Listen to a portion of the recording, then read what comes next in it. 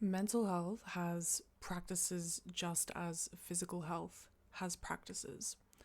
If we can understand that our reality, our perception of experience, our perceived reality, what we are experiencing, is completely dependent on how we process what our organs take in as sensory data.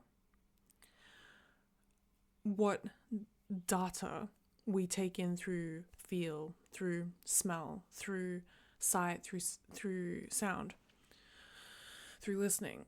We take this into our brain, and our brain processes it into our body, right? And even our sensory organs influence how our brain processes this data. So our entire physical experience dictates our mental inner experience, our thoughts and our feelings, and the way that we composite the world, the way that we come to understand reality. So there are ways that you can, first of all, let's just say how important it is to be physically healthy and to take care of yourself physically and how much that influences your mental health. But there are processes inwardly. The way that you think and the way that you interact with thoughts also completely influences your mental health and your perception of reality. Thoughts and experiences, thoughts just appear through experience. So thoughts can appear as a result of your environment. Thoughts are influenced by your history and by that data that is sort of taken on board and preserved as this idea of an ego. Your experiences shape your reality. Your experiences shape your perception of reality. And there's this perceived string of experience from birth to where we are in life.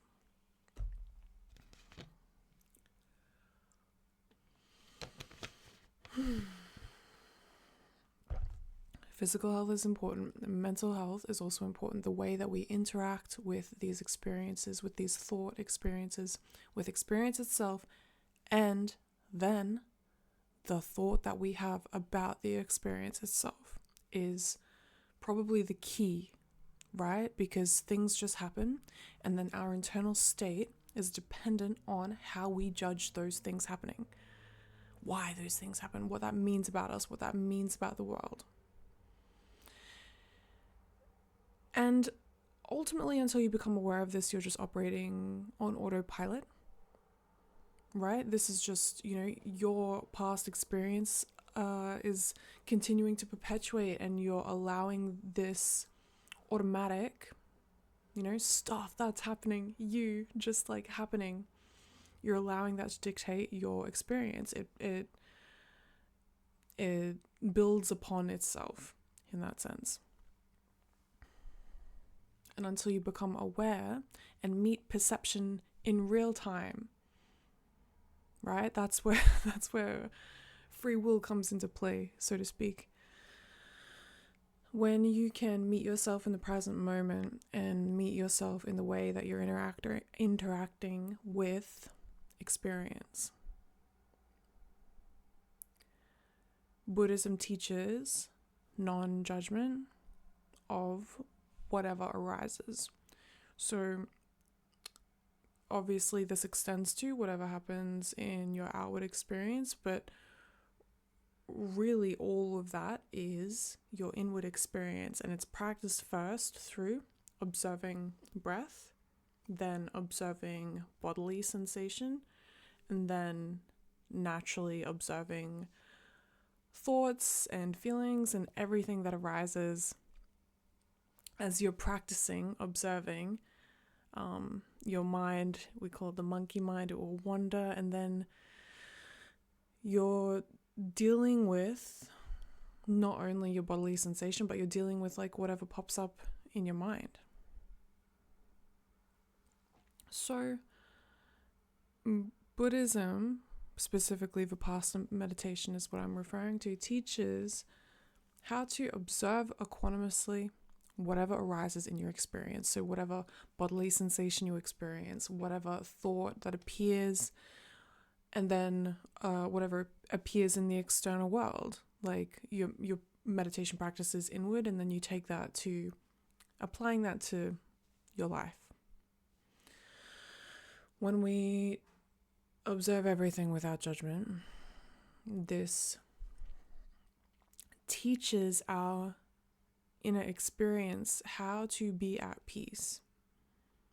Because when we crave something, we are not at peace with the present moment. When we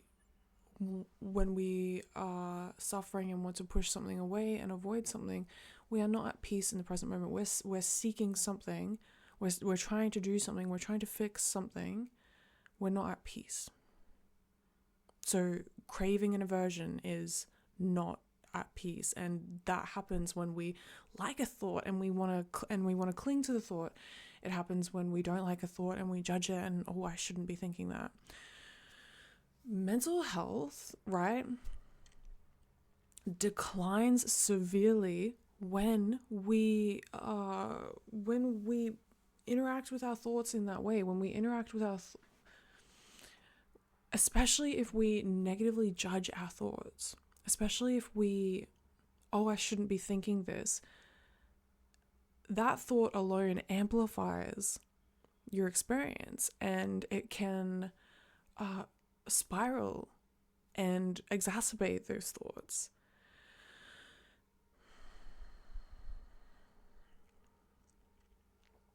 Maybe I should have planned this video out a bit better, because there's so much I could say on mental health and the way that you interact with your thoughts, but maybe the best thing is to simplify it to a practice of equanimous observation and let it be known that unconditionally accepting what arises in the experience, it doesn't mean being a pushover, it doesn't mean not taking any action, it doesn't mean you won't have feelings.